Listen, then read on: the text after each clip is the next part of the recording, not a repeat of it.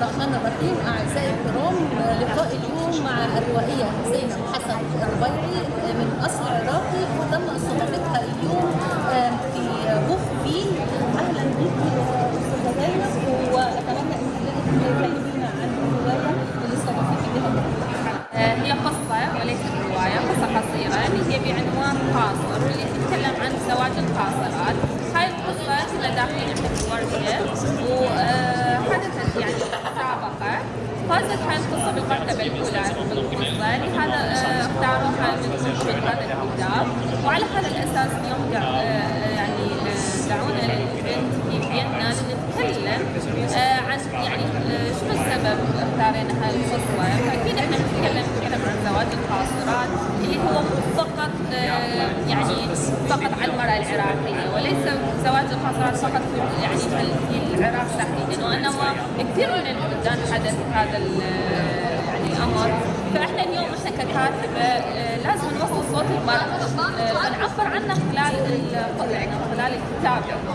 إن شاء الله نكون وصلنا فكرة إنه التعامل مع المرأة هو مو فقط إنه يعني حاجة إنه تمشي وياها وخلص حاجتك وخلاص، يعني لا، المرأة هي إنسانة لها جميع حقوقها وواجباتها تحترم، تقدر تختار شو وقت تتزوج، أكيد شو وقت تختار الزوج الصالح يعني المناسب إلها، تختار الوقت المناسب إلها.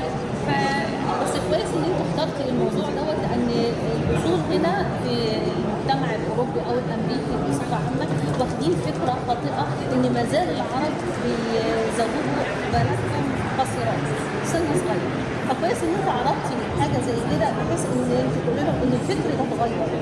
دلوقتي المراه بقت متعلمه، بقت مثقفه، بقت بترفض ان يكون في زواج لسنها وهي صغيره. بالضبط، احنا مثل ما قلت لك يعني كان هذا الوضع كثرة، لكن الان وعي المرأة صار اكبر، يعني انه تعرف انه هذا الشيء يعني شو وقت تختاره.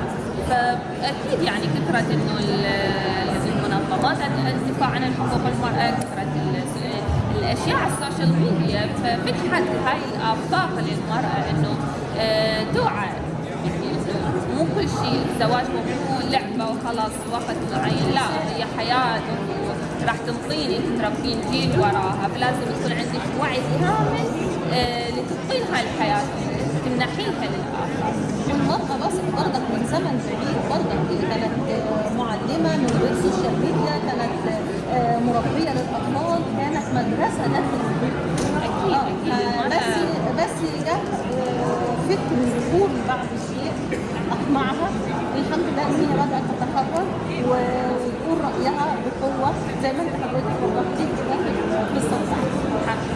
أكيد يعني هو رغم التحديات اللي واجهناها سواء العراق أو باقي البلدان، فكل البلدان العربية واجهت بعض التحديات، فيعني ظهرت بعض الأفكار اللي هي سيطرت على المرأة أو على العائلة وفرضت عليها بحكم العادات والتقاليد.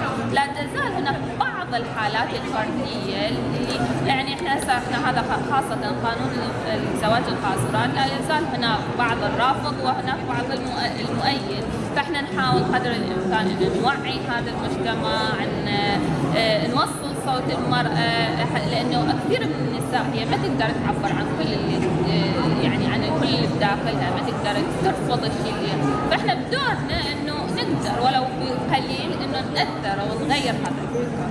شكرا لك يا استاذه زينب، ومزيدا من الروايات والقصص اللي بتشجع المراه وتظهرها للمجتمع ان هي مراه ناضجه تقدر تعتمد على نفسها. اكيد المراه تستاهل كل الحريه، تستاهل كل الحق.